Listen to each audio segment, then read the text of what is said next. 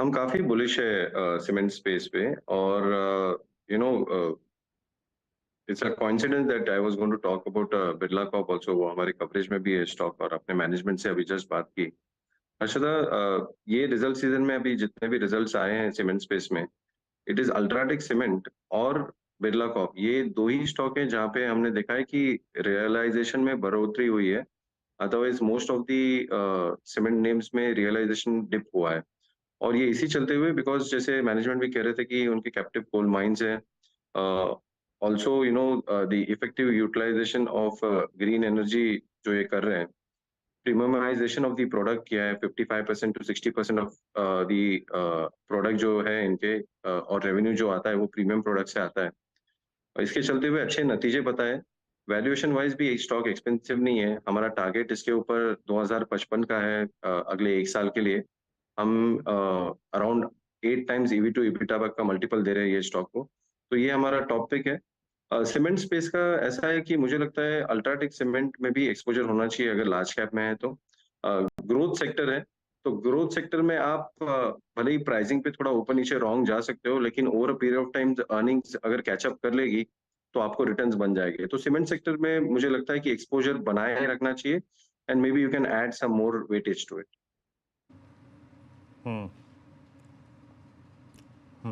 अच्छा Siddharth ji, real estate में Godrej properties at all time high, DLF strong move देता हुआ ऑल टाइम हाई की ट्रजेक्ट्री में आता हुआ, मतलब इस दौर की हाईएस्ट ट्रजेक्ट्री में। ओबरा रियलिटी, कैश के बहुत सारे स्टॉक्स पूरा अंकरा हो गया।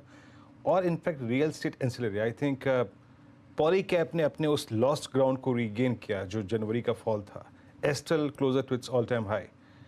इस पूरी रियल स्टेट और रियल स्टेट एंसिलरी थीम में आप क्या पिक कर रहे हैं इस वक्त, और या फिर क्या चेस कर रहे हैं? हम ट्रैक कर रहे हैं, we are studying it, but ऐसा ऑफिशियल कवरेज नहीं है अभी तक।